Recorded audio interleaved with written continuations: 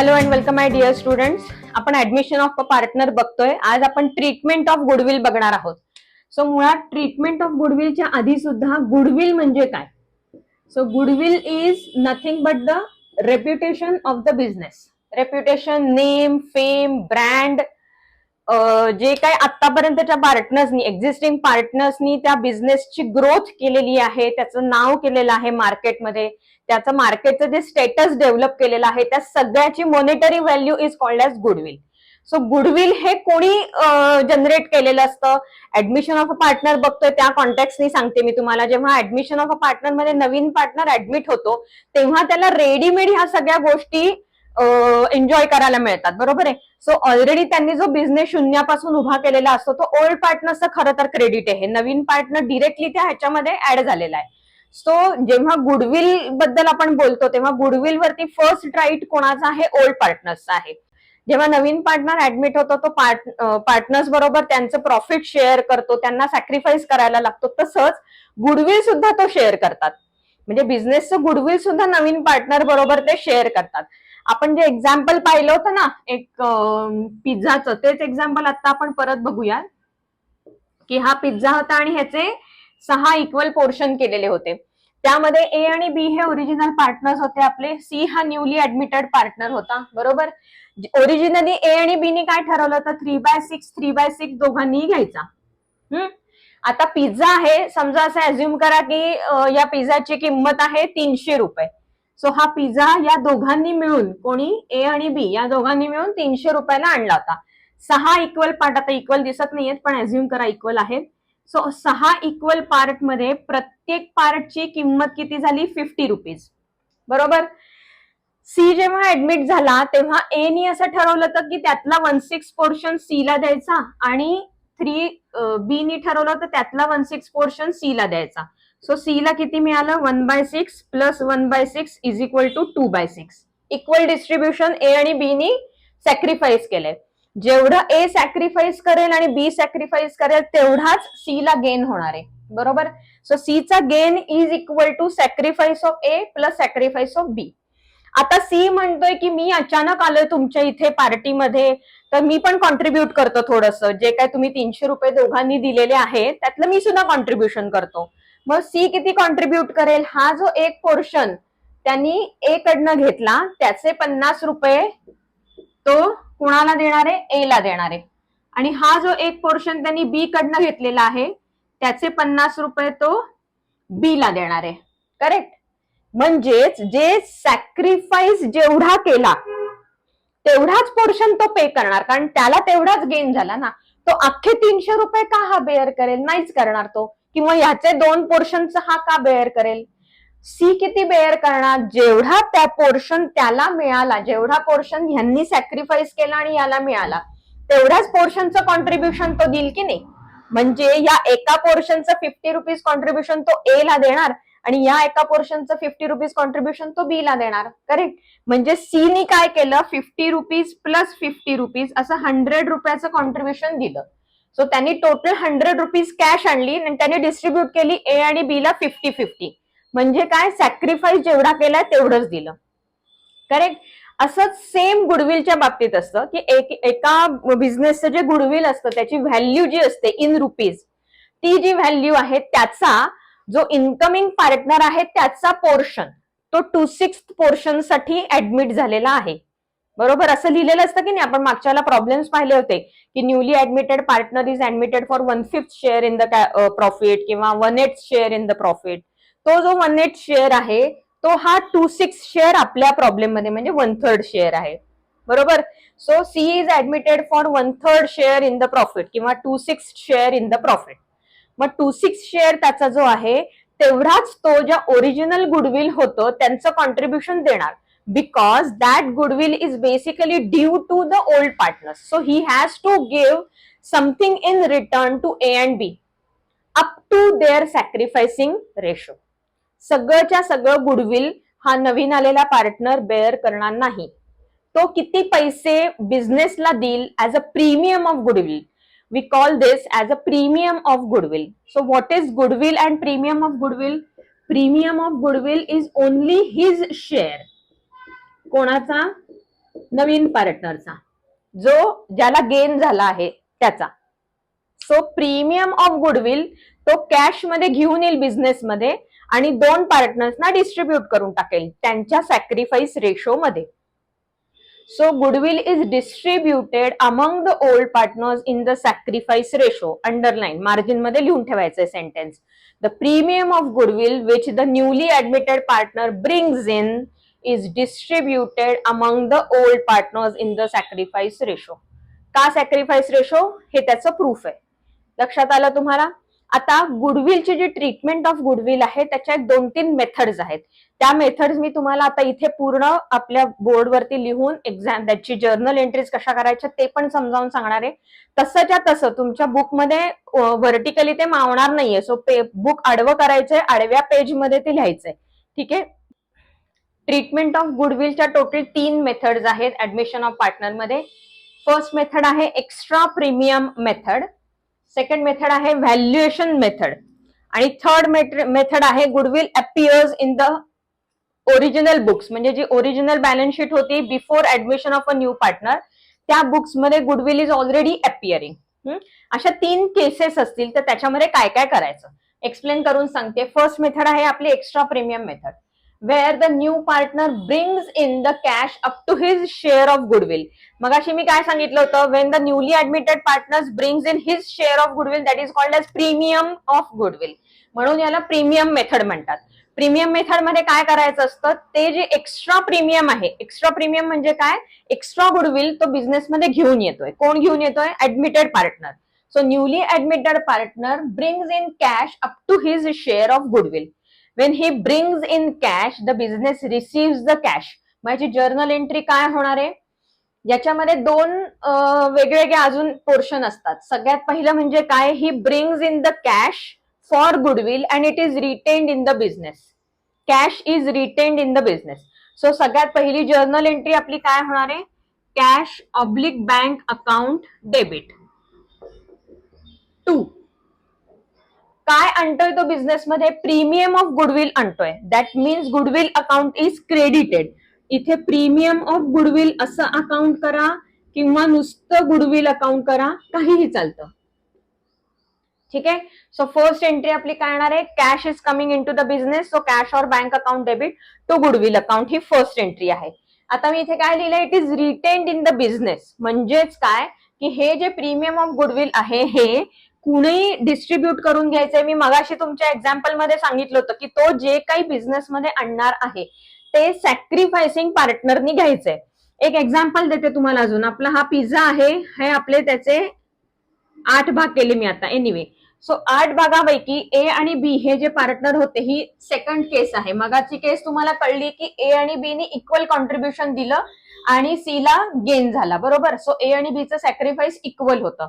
आता मी तुम्हाला जे दाखवणार आहे त्यामध्ये समजा ए आणि बी यापैकी सी ऍडमिट झाला आणि आपण एक केस पाहिली होती की बी म्हणला माझी सी शी काही ओळख नाहीये. ए आणि सी खूप चांगले मित्र होते पण बी हा सी ला ओळखत नव्हता. तो म्हणला मी माझे 4ही पीस मी माझे खाणार आहे, मला 4/8 पाहिजेत. ओरिजिनली त्यांचं 4/8 ठरलं होतं. सी ऍडमिट झाल्यानंतर सी जेव्हा आला त्यांच्या पार्टीमध्ये अचानक घुसला त्यावेळेला बी काय म्हणला, मी काहीही देणार नाही, मी माझे 4च्या 4 पीसेस खाणार आहे. मग ए ला जरा वाईट वाटलं, तो म्हणला ठीक आहे मी तुला माझ्या ह्याच्यातले 2 पीसेस देतो, हे 2 पीस तू घे. म्हणून ह्यांनी किती सॅक्रिफाईस केलं, 2 पीसेस. म्हणून सी ला किती मिळाले, 2च पीसेस मिळाले. मग आपण मगाच्या एक्झाम्पल मध्ये जर हे 50 रुपीज इच पकडलं तर हे 50 रुपीज जे 100 रुपये होणार आहेत 2 into 50 हे तो सगळेच्या सगळे ए ला देणार आहे.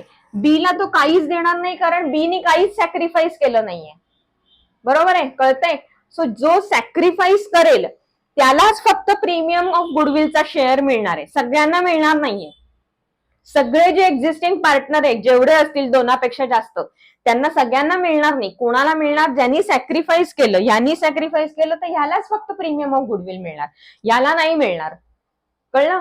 सो इथे प्रीमियम ऑफ गुडविल किंवा गुडविल अकाउंट लिहिते मी आता.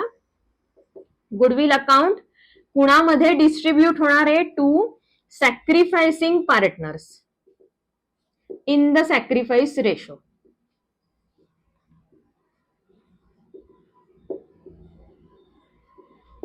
कळलंय? या एक्झाम्पल वरनं तुम्हाला अगदी क्लिअर झालेलं आहे की तो जे गुडविल बिझनेसमध्ये आणणार आहे इन कॅश, ते कुणामध्ये डिस्ट्रीब्यूट करायचं आहे? सॅक्रिफायसिंग पार्टनर मध्ये, सॅक्रिफाईस रेशो मध्ये. हे तुम्हाला कळलं. ठीक आहे. सो सगळ्यात पहिला पोर्शन होता एक्स्ट्रा प्रीमियम मेथड मध्ये newly admitted partner brings in the cash in to the business for his share of goodwill. So goodwill is raised goodwill is brought in to the business in cash. So cash और bank account debit to premium of goodwill आणि premium of goodwill account debit to sacrificing partners in the sacrifice ratio. ही basic 2 entries करायच्याच. So याला म्हणायचं goodwill is retained in to the business. आता काय करायचंय? समजा की हे जे गुडविल आहे हे आपण कोणाला पेएबल आहे असं दाखवलंय? सॅक्रिफायसिंग पार्टनर्सना. म्हणजे हे जे 100 रुपीज आहेत हे ए बी अँड कंपनी अशी त्यांची फर्म होती. ए बी अँड कंपनी अशी फर्म होती. त्या फर्म मध्ये हे 100 रुपीज जमा आहेत बँकेमध्ये. हा, पण हा ए आणि बी ला पेएबल आहेत. हे 100 रुपीज कोणाला पेएबल दाखवलेत आपण इथे? ए आणि बी ला. समजा उद्या ए आणि बी ला असं वाटलं की ह्यातले 100 रुपीज पैकी पार्टली म्हणजे 50 रुपीज 60 रुपीज आपण दोघं जण घरी घेऊन जाऊयात, किंवा कोण नेणार आहे? आत्ताच्या केसमध्ये फक्त ए नेणार आहे. ए ला असं वाटलं की हे 100 रुपीज मी आत्ताच घरी घेऊन जातो, माझे पैसे ना ते मी घेऊन जातो, विड्रॉ करतो, तर तो 100 रुपीज विड्रॉ करू शकतो. समजा त्याला वाटलं की नाही पार्शली अमाऊंट विड्रॉ करूया, 50 रुपये नेऊयात, so he can withdraw ₹50 also. So up to ₹100 he can withdraw from the business because that amount is payable to the sacrificing partner. So second option काय आहे? Goodwill is brought into the cash. It is distributed among the sacrificing partners in the sacrifice ratio and it is withdrawn by the sacrificing partners. अशी जर केस तुम्हाला problem मध्ये आली तर तुम्ही काय करणार आहात? पहिली एंट्री सेम हीच एंट्री करायची, दुसरी एंट्री पण सेम, तिसरी एंट्री विड्रॉ केलंय म्हणजे cash is going out of the business and who is the receiver? Sacrificing partner. So to originally sacrificing partner debit येणार, sacrificing partner account debit to cash और bank. कळलं? Actually तो withdraw करून घरी घेऊन जातोय. सो एक्स्ट्रा प्रीमियम मेथड मध्ये जे 2 पोर्शन आहेत त्यापैकी फर्स्ट होता इट इज रिटेन्ड म्हणजे it is brought in to cash, distributed among the sacrificing partners and then it is withdrawn. कळलं? सो ही होती आपली फर्स्ट केस एक्स्ट्रा प्रीमियम मेथडची. आता मी तुम्हाला व्हॅल्युएशन मेथड समजावून सांगते. सेकंड आहे आपली valuation method. New partner does not bring in cash, hence goodwill is just raised in the books. गुडविलची जी अमाऊंट आहे त्याची जी प्रीमियमची व्हॅल्यू आहे ती तो न्यूली ऍडमिटेड पार्टनर बिझनेसमध्ये आणू शकत नाहीये. ही cannot bring or he does not bring the cash in to the business, but the goodwill is raised. इथे काय झालं होतं? तो जेवढा पोर्शन ब्रिंग इन करतोय तेवढाच पोर्शन लगेचच्या लगेच डिस्ट्रीब्यूट होतोय. बरोबर? इथे काय झालंय? It is not brought in by the admitted newly admitted partner. So इथे जी पहिली एंट्री आहे ती होणार नाही, कारण त्यांनी बिझनेसमध्ये कॅश किंवा काहीच बँकेच्या थ्रू कुठलेच पैसे आणलेले नाहीयेत. But goodwill is raised in to the business. Goodwill is raised म्हणजे काय? गुडविल अकाउंटला डेबिट द्यायचंय, कारण गुडविल न्यूली क्रिएट केलंय आपण. जे गुडविल बिझनेसमध्ये नव्हतं ते आपण क्रिएट केलेलं आहे टू ओल्ड पार्टनर्स. आता मगाच्या केसमध्ये आपलं असं होतं की जो सॅक्रिफायसिंग पार्टनर आहे त्याला तो न्यूली ऍडमिटेड पार्टनर जो प्रीमियम आणणार आहे तो मिळणार. करेक्ट आहे लॉजिकली. पण इथे तो न्यूली ऍडमिटेड पार्टनर काही आणतच नाहीये ना, मग इथे सॅक्रिफायसिंग पार्टनर असा रेफरन्स येणार नाही, इथे ओल्ड पार्टनर असा रेफरन्स येणार, कारण up to the date of admission जे काही गुडविल आहे ते ओल्ड पार्टनर्स आहे. मग त्याच्यावरती दोघांचाही राईट आहे. जरी ए नी आणि बी नी दोघांनी सॅक्रिफाईस केलेला असू देत, नाहीतर ए नी फक्त सॅक्रिफाईस केलेला असू देत, तो ऍडमिशन झाल्यानंतरचा पार्ट आहे. बिफोर द ऍडमिशन जे काही गुडविल बिझनेसमध्ये आहे त्याच्यावरती कुणाचा हक्क आहे? ओल्ड पार्टनरचा. सो जर त्यांनी प्रीमियम आणलं नाही, न्यूली ऍडमिटेड पार्टनरनी प्रीमियम आणलं नाही, तर ते जे एक्झिस्टिंग गुडविल आपण रेज करणार आहोत बुक्समध्ये ते आपल्याला ओल्ड पार्टनर मध्ये ओल्ड रेशो मध्ये डिस्ट्रीब्यूट करायचंय. Old partner in the old ratio. ठीक आहे. सो इथे the newly admitted partner does not bring in the cash but the goodwill is raised in to the business. समजा it is raised and retained असं असेल तर हे जे retain केलेलं आहे ह्याच्या पुढे एंट्री काहीच येणार नाही, पण goodwill will appear in the asset side. Goodwill will appear on the asset side. जे गुडविल ओरिजिनली नव्हतं आपण ते क्रिएट केलं, सो ऍसेट साइडला गुडविल येणार. पण आता ह्याच्यामध्ये दुसरा असा हे आहे की जुन्या पार्टनर्सनी कधीच गुडविल असं रेज वगैरे केलेलं नव्हतं बिझनेसमध्ये. आता का वेळ आली आहे, कारण न्यूली ऍडमिटेड पार्टनर आपल्या बिझनेसमध्ये येणार आहे म्हणून गुडविल व्हॅल्यू करा असं त्यांचं एक म्हणजे that is not compulsion again की तो न्यूली पार्टनर आलाय म्हणजे त्यांनी गुडविल व्हॅल्यू करायला पाहिजे असं नाहीये. These are the mutual terms and conditions agreed between the new partner and the old partners. So इथे गुडविल रेज केलं पण ओल्ड पार्टनर्सने असं ठरवलं की आज तागायत आपण कधीच बॅलन्स शीट मध्ये गुडविल दाखवलं नाही, मग आता तरी कशाला दाखवायचं, आपण रेज करू आणि राईट ऑफ करू. राईट ऑफ करू. राईट. आता गुडविल रेज केलं का केलं, कारण newly admitted partner is now admitted in to the business. आता तो बिझनेसमध्ये आलाय म्हणून आपण आता जे गुडविल आहे ते राईट ऑफ करताना to the new partners in new profit sharing ratio मध्ये राईट ऑफ करायचं. त्याच्या आधी या पॉइंट पर्यंत गुडविल जेव्हा रेज केलं आपण तोपर्यंत newly admitted partner was not in the picture. पण आता तो आला बिझनेसमध्ये, बॅलन्स शीट त्यांनी पाहिली आणि आता त्यांचं असं डिसाईड झालंय की गुडविल राईट ऑफ करून टाकू. आता newly admitted partner is a partner in to the business. So write off करताना all partners in the new profit sharing ratio. मग राईट ऑफ करायचं आहे म्हणजे आधी मगाशी आपण गुडविलला डेबिट दिलं होतं ते क्रेडिट द्यायला पाहिजे म्हणजे राईट ऑफ होणार. आणि all partners in the new profit sharing ratio. आता ह्याच्या एंट्रीज काय होणार, पहिली एंट्री होत नाही कॅश आणि बँकची कारण तो बिझनेसमध्ये काही आणत नाही. सेकंड एंट्री हीच होणार, गुडविल इज रेस्ड आणि to old partners in the old ratio. Third entry काय होणार आहे, गुडविल राईट ऑफ करायचं आहे आपल्याला आणि गुडविलला क्रेडिट द्यायला लागेल. मग डेबिट कोणाला देणार, all partners account debit new profit sharing ratio to goodwill account. Goodwill write off केलं, इथे जे गुडविल रेज केलं होतं त्याला क्रेडिट दिलंय आणि ते राईट ऑफ केलंय. या केसमध्ये goodwill will not appear in the books.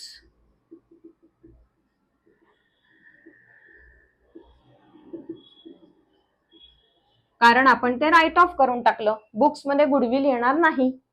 कळलं. सो व्हॅल्युएशन मेथड, व्हॅल्युएशनचा अर्थच हा आहे की तो जे प्रीमियम आणणार होता ते आणणार नाहीये, आपण जस्ट गुडविल व्हॅल्यू करूयात आणि बुक्समध्ये रेज करूयात. बुक्समध्ये रेज करायचं म्हणजे गुडविल क्रिएट करायचं, ऍसेट क्रिएट करायची म्हणजे ऍसेटला डेबिट येणार.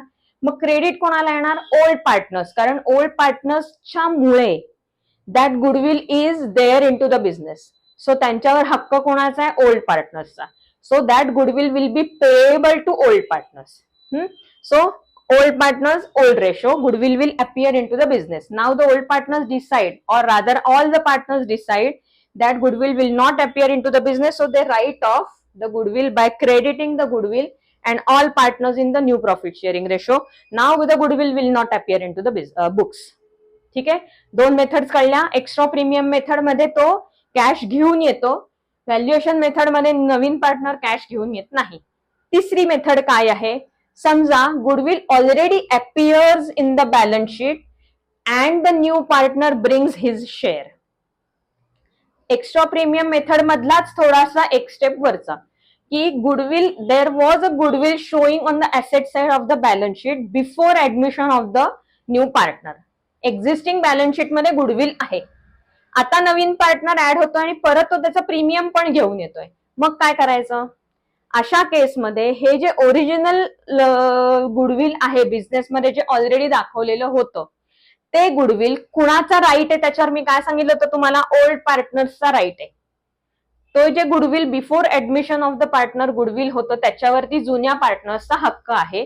सो ते गुडविल राईट ऑफ होणार आहे ओल्ड पार्टनर्स मध्ये, ओल्ड प्रॉफिट शेअरिंग रेशो मध्ये. ठीक आहे. आता याच्यामध्ये सुद्धा दोन हे आहेत की ते जर राईट ऑफ करायचं आहे का रिटेन करायचं आहे. इफ दॅट इज रिटेन्ड आणि रिटर्न ऑफ दोन्ही ऑप्शन ते करू शकतात. फर्स्ट काय आहे, retained. Difference due to the revaluation of the goodwill will be transfer to the old partners in the old ratio. Revaluation करायला पाहिजे. जे गुडविल बॅलन्स शीट मध्ये दिसतंय ते कधीच्या काळी 3-4 वर्षांपूर्वी त्याचं गुडविलचं व्हॅल्युएशन करून ती अमाऊंट काढली होती. गुडविलला अप्रिसिएशन डेप्रिसिएशन असं फिक्स्ड पर्सेंटेज मध्ये नसतं. जसं मशिनरी 15% आपण डेप्रिसिएशन करतो, फर्निचर 10% डेप्रिसिएशन करतो. हे जे फिक्स रेट्स असतात तसं गुडविलला नसतं. कारण गुडविलची व्हॅल्यू कमी जास्त होईल की आत्ताच्या घडीला तुमची बिझनेस मार्केटमध्ये काय स्टेटस आहे, तुमचे प्रॉफिट्स किती दिसत आहेत मागच्या 3-4 वर्षांचे, त्याच्यावरती गुडविलचं व्हॅल्युएशन असतं. मी नेक्स्ट लेक्चरमध्ये व्हॅल्युएशन ऑफ गुडविल घेणार आहे तुमचं. सो हे जे व्हॅल्युएशन आहे हे फिक्स पर्सेंटेज मध्ये नसतं. सो काय करायला लागतं की जेव्हा बिझनेसमध्ये ऑलरेडी गुडविल दिसतंय, बुक्समध्ये ऑलरेडी गुडविल दिसतंय, त्या केसमध्ये त्याचं फ्रेश व्हॅल्युएशन करून घ्यायचं. नाव the difference between the old valuation and new valuation. समजा बॅलन्स शीट मध्ये ऍसेट साइडला तुमचं गुडविल दिसतंय 30,000. गुडविलची व्हॅल्यू होती ओरिजिनली 30,000. ओके. आता जेव्हा पार्टनर ऍडमिट होणार आहे त्या डेटला नवीन व्हॅल्युएशन करून घेतलं. नवीन व्हॅल्युएशन समजा 32,000 आलं. 32,000 आलं. सो हे 2,000 काय आहेत, ऍप्रिसिएशन झालं ना. ऍप्रिसिएशन किती झालं, 2,000चं. मग हे जे 2,000चं ऍप्रिसिएशन आहे ते ओल्ड पार्टनरच्या कॅपिटलला पण ऍडच व्हायला पाहिजे. दोन्हीकडे ऍड झालं तरच बॅलन्स शीट तुमची टॅली होणार आहे. म्हणजे पार्टनरला ते 2,000चा शेअर मिळाला पाहिजे ऍडिशनली. कळलं. जर ऍसेट मध्ये वाढ झाली, इन्क्रीज इन ऍसेट असेल तर इन्क्रीज इन कॅपिटल पण होणार ना, इन्क्रीज इन लायबिलिटी पण होणार. सो कॅपिटल मध्ये ऍडिशन होणार आहे. कळलं. सो जर गुडविलचं व्हॅल्युएशन वाढलं तर पार्टनरचा शेअर पण वाढणार, त्यांचा हक्क त्याच्यावरचा वाढणार. जर गुडविलचं व्हॅल्युएशन कमी झालं, इन्स्टेड ऑफ 2,000 ओरिजिनली 30,000 होते ते जर 27,000 झाले तर -3,000 झालं, तर इथे पण -3,000 होणार. जर गुडविलचं व्हॅल्युएशन कमी झालं तर तुम्हाला गुडविलला क्रेडिट द्यायला लागेल. मग डेबिट कोणाला द्यायचं, पार्टनर्स कॅपिटल अकाउंटला. याचा अर्थ ते लेस झालं. ठीक आहे. आता हेच सगळं जर तुम्हाला रिटेन करायचं असेल तर त्याच्या एंट्रीज कशा होतील त्या दाखवते मी आता तुम्हाला. सो तर जर रिटेन करायचं असेल तर दोन ऑप्शन्स आहेत. एक तर goodwill account debit to old partners old profit sharing ratio. हे कधी जर ऍप्रिसिएशन झालं तर, मग अशी मी दाखवलं तुम्हाला. समजा और ऍप्रिसिएशन नाही झाले, डेप्रिसिएशन झाले, व्हॅल्यू कमी झालीये समजा, असं झालं तर ओल्ड पार्टनरला डेबिट द्यायचं म्हणजे पार्टनरचं कॅपिटल पण कमी होणार. So old partner capital account debit to goodwill account म्हणजे गुडविल पण कमी होणार. हे कधी डेप्रिसिएट झाली व्हॅल्यू तर. ठीक आहे. आता हे तुम्हाला कळलं की गुडविलचं करंट व्हॅल्युएशन बॅलन्स शीटला दाखवलं आपण. मग ते कसं दाखवायचं, ह्या दोन मेथड्सनी दाखवायचंय. पण समजा आता त्यांचं ठरलं की करंट व्हॅल्युएशन करूयात आणि राईट ऑफ करूयात. असं जर ठरलं तर राईट ऑफ करायची काय, ही तर फर्स्ट स्टेप त्यांची कॉमन असणार आहे. ही फर्स्ट स्टेप त्यांची कॉमन असणार आहे. सेकंड काय होणार, old partners to goodwill. Write off झालं गुडविल विथ पूर्ण amount old profit sharing ratio. जर रिटेन करायचं ठरलं तर ह्या दोघांपैकी एकच एंट्री करायची आणि बिझनेसमध्ये जे व्हॅल्यूड गुडविल असेल ते दाखवायचं. समजा ते राईट ऑफ करायचं ठरवलं तर आधी व्हॅल्युएशनची एंट्री करायची, नवीन व्हॅल्यू दाखवायची गुडविलची, मग ती राईट ऑफ करायची ओल्ड पार्टनर्स मध्ये ओल्ड प्रॉफिट शेअरिंग रेशो. आता ह्याचा पुढचा पोर्शन लिहिलाय, new partner brings his share. So त्याच्यात 3 कंडिशन्स मी तुम्हाला काय सांगितल्या. फर्स्ट कंडिशन की it appears into the balance sheet and it is revalued and retained. पहिलं. Second, it appears into the balance sheet, it is revalued and written off. हे. आता third, new partner brings his share. ते आपल्याला माहितीये, first जे आपण बघितलं ते. मग ह्यानंतर म्हणजे goodwill appears in to the balance sheet, it is revalued whether it is retain or return off. दोन्ही केसमध्ये जर नवीन पार्टनरनी त्याचा शेअर आणला तर ह्याच्या पुढे काय कंटिन्यू करणार तुम्ही, हे कळलं? आलंय लक्षात? कळतंय का? 3 मेथड्स मी सांगितल्या, extra premium method, valuation method आणि goodwill appears in to the balance sheet. या सगळ्या ज्या आहेत ह्या तुमच्या बुकमध्ये आडव्या फॉर्मॅटमध्ये तुम्हाला लिहून घ्यायच्या आहेत आणि एंट्रीजची प्रॅक्टिस करायची. ह्याच्या पुढे जेव्हा आपण प्रॉब्लेम्स वगैरे घेऊ ना, त्यावेळेला मी तुम्हाला हे दाखवणार आहे की ह्याचे एंट्रीज कशा असतात. म्हणजे ह्यापैकीच कोणती तरी एक मेथड तुम्हाला प्रॉब्लेम मध्ये विचारणार आहेत. ठीक आहे, एकतर प्रीमियम मेथड असेल, व्हॅल्युएशन मेथड असेल, नाही तर goodwill appears in to the balance sheet असेल. 3 पैकी एक मेथड येणार आहे. हे तुम्हाला जे बेसिक गोष्टी आहेत, इम्पॉर्टंट गोष्टी आहेत, त्या स्टार मार्क करून लिहून ठेवा. या सारख्या सारख्या रिवाइज करायच्या आहेत. नेक्स्ट लेक्चरमध्ये मी तुम्हाला व्हॅल्युएशन ऑफ द गुडविल दाखवणार आणि मग आपण प्रॉब्लेम सॉल्व्ह करायला घेऊ. ठीक आहे, तोपर्यंत टाटा.